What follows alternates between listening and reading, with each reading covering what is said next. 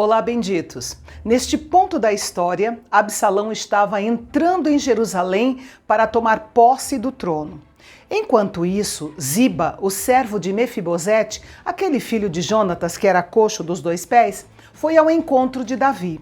Era um momento de grande necessidade e Ziba foi ao encontro de Davi levando mantimentos, que supriu a necessidade imediata daquele povo que estava com Davi, mas que acabou criando um outro problema. Ziba havia sido um dos administradores das terras de Saul, bem como responsável por Mefibosete. Quando Davi perguntou onde estava Mefibosete, Ziba mentiu, dizendo que ele estava em Jerusalém, esperando ocupar o trono, já que Davi e Absalão haviam arruinado um ao outro. Disse ainda que Mefibosete desejava restaurar o trono à família de Saul. Esse relato de Ziba magoou Davi, porque neste momento de crise, a última coisa que ele precisava ouvir era que um amigo havia se voltado contra ele. Esta foi uma calúnia sem sentido, proferida por um homem bajulador, falso e infiel. Agindo com base na única informação que tinha, Davi presumiu que Ziba estava dizendo a verdade e lhe deu a posse de tudo o que Mefibosete possuía. Era exatamente isso que Ziba queria. Ele é um exemplo de alguém que usou um momento de crise para benefício próprio. E aqui nós aprendemos que os líderes que servem ao Senhor devem estar sempre alertas, a fim de não tomar decisões precipitadas com base em informações incompletas. Quando Davi e seu grupo chegaram a Baurim, na tribo de Benjamim, um homem, parente distante da família de Saul, chamado Simei, veio ao encontro do rei e o foi seguindo, amaldiçoando, atirando-lhe pedras. Ele ainda se ressentia de Davi por substituir a dinastia de Saul. Simei era a típica pessoa tóxica que queria destruir qualquer resquício de dignidade ou confiança que Davi ainda pudesse ter. Infelizmente, sempre há pessoas prontas para se alegrar quando um líder cai. Simei guardou esse ressentimento no coração contra Davi por um longo tempo e agora podia colocá-lo para fora enquanto Davi estava emocionalmente abalado. Simei gritava para Davi que o Senhor havia trazido sobre ele todo o sangue da casa de Saul. Uma rápida olhada na aparência das coisas parecia confirmar a análise de Simei, mas ele estava errado. Nada disso veio sobre Davi por causa do que ele fez a Saul ou a família de Saul. Aliás, Davi havia tratado Saul e a sua família com amor e com bondade. De fato, foi o próprio Saul quem arruinou a sua família com a sua desobediência ao Senhor. Abisai, um dos valentes de Davi, não aguentava mais ouvir Simei praguejar e nem se desviar das pedras que ele atirava. Os valentes que cercavam Davi poderiam exterminar Simei no estalar de dedos, mas Davi não permitiu e nem revidou. Sua atitude foi de submissão, porque ele aceitou os insultos de Simei como permissão de Deus, crendo que na hora certa Deus faria justiça, dando a Simei aquilo que ele merecia. O sofrimento de Davi nos reporta ao sofrimento de Jesus Cristo. Davi foi rejeitado pelo seu próprio povo e traído por um amigo próximo. Abriu mão de tudo por amor ao povo e teria entregue até mesmo a sua vida para salvar o seu filho rebelde que merecia morrer.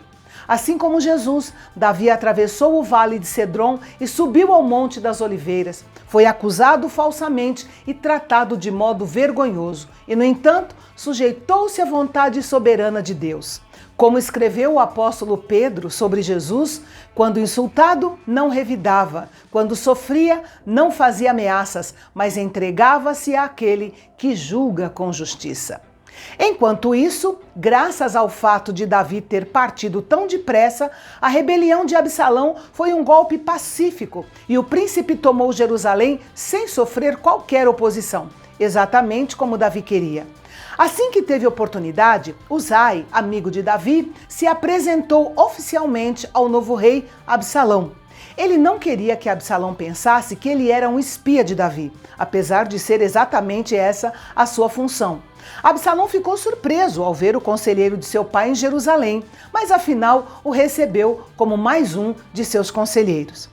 Absalão então pediu conselhos a Aitofel sobre como proceder para tomar posse do trono do seu pai e divulgar uma declaração pública de que ele era oficialmente o novo rei. O conselho de Aitofel foi baseado no costume de que o novo rei herdava as esposas e o harém do rei anterior.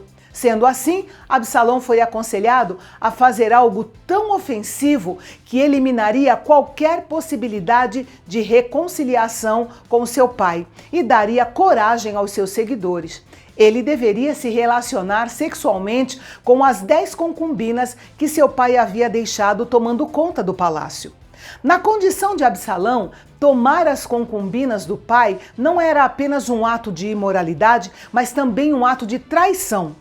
Ao praticar esse ato, Absalão tornou-se inteiramente abominável ao seu pai e destruiu qualquer ponte que poderia levar a uma reconciliação.